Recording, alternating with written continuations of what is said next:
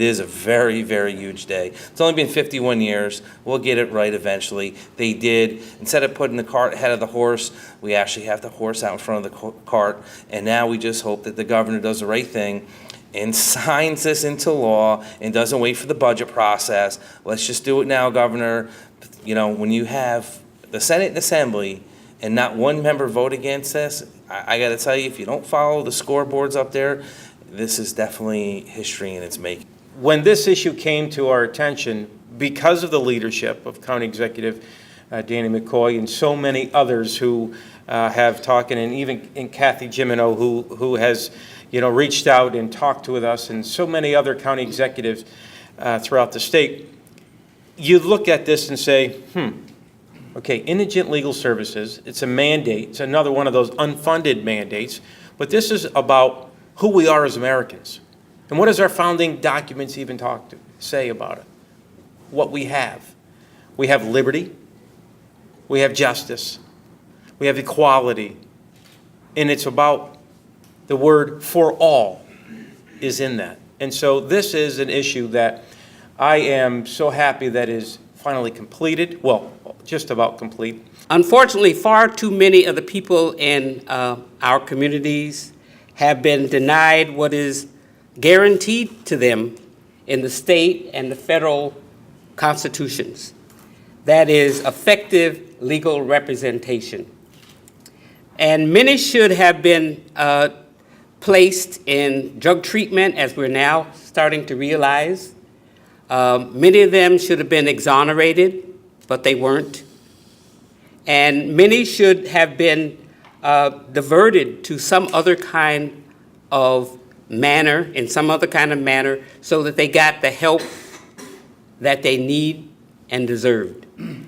So what we did instead was to put them in our jails, in our prisons, which destroyed their hope. It also affected their families. And of course, it weakened our communities. And we're starting to realize that. And this dysfunctional public defense system also did something that we've been concerned about, and that is it led to racial disparity that we see throughout our criminal justice system. And we have documented that time and time again. And so I'm feeling today, because some other things have happened that have been very positive, that we're on the right track to make sure that everyone receives justice in our society. But I want to thank the Albany County Executive McCoy for his leadership in this. There was a time when our voices could not be heard. And throughout this process, he has allowed those of us who felt a great deal of despair and some hope that we could be heard. So I appreciate you giving me that opportunity. This unfunded mandate will be the hugest relief in the history of New York State government. I don't think people have realized the impact this bill is going to have on every county in the state of New York. Because by 2023, they're going to take 100% of the cost. Right now, it costs about a little over $6 million in the county to run the public defender's office, an alternate public defender's office. The state of New York pays $1.3 million out of that. We pay the rest. They will phase in 25%, which, I got to be honest with you, normally we wouldn't be happy, right? 25%, but there's light at the end of the tunnel. So for the next county executive, because no, I will not be here in 2023, the next county executive will have full relief of this program by 2023. It will be 100%. They have talked about the property tax cap. They talked about we're going to give you the relief. This is the relief that we need. And I'm encouraged that the Senate passed this unanimous and the Assembly passed this.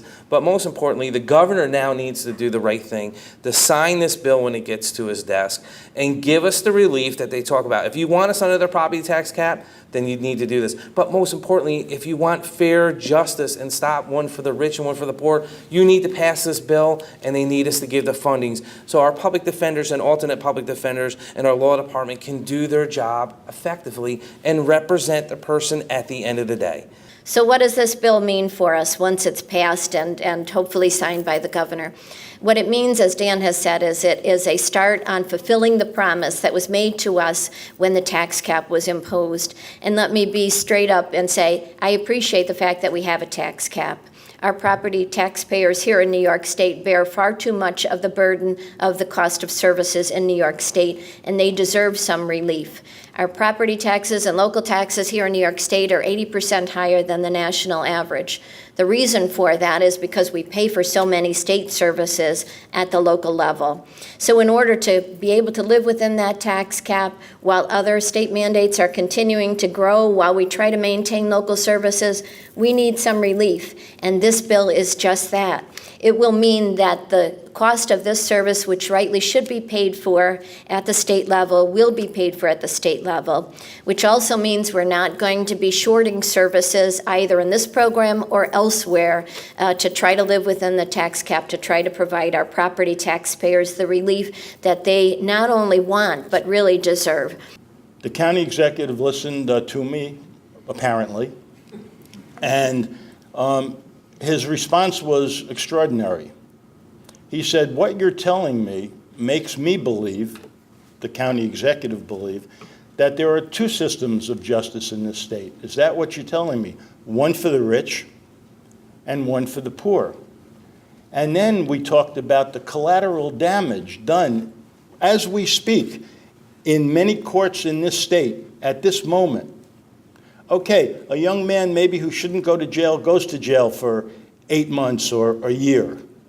But what about the collateral damage? Yes, maybe that young man can't get a job. Why can't he get a job? Because he's got a prior conviction. But that doesn't mean he can't be involved in helping his family. So he picks up the kids from school. He brings them home. So the mother and the grandmother can work 2 or 3 jobs and keep the whole system going in that family unit. And then you take him out. That's what the mass incarceration movement is all about. One of the persons also involved is Bill Leahy, who's the Director of Indigent Legal Services for the state of New York. And he sent me an email, he could not be here today, to say a few words about the legislation. His words are that this legislation will accomplish 3 admirable and necessary advances for the quality of justice in New York. First, it eliminates the unfunded mandate imposed upon the counties for the provision of legally mandated representation under county law, Article 18B.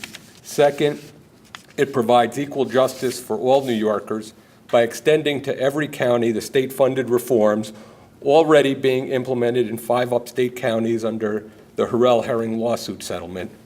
And 3, it assumes that those reforms will, in fact, be implemented by vesting authority in the State Office of Indigent Legal Services to issue the rules and regulations governing their implementation. Standing on this podium, I realize that I am surrounded by heroes. The county executive has performed a miracle. Assemblywoman Fahey has done magic tricks. Larry Rosen, I took the bar exam with Larry Rosen. So I know he's been around for a long time, has done magnificent work. And the beneficiaries are going to be those citizens that we are charged with representing. And that is the reason that the Public Defender's Office is there. And I pledge to you that if I have anything to do with it, and I've been asked to be Director of Training, I pledge to you that by 2 years from now, Assistant Public Defender is going to be the most prestigious job that a law student can hope to get when he or she comes out of school.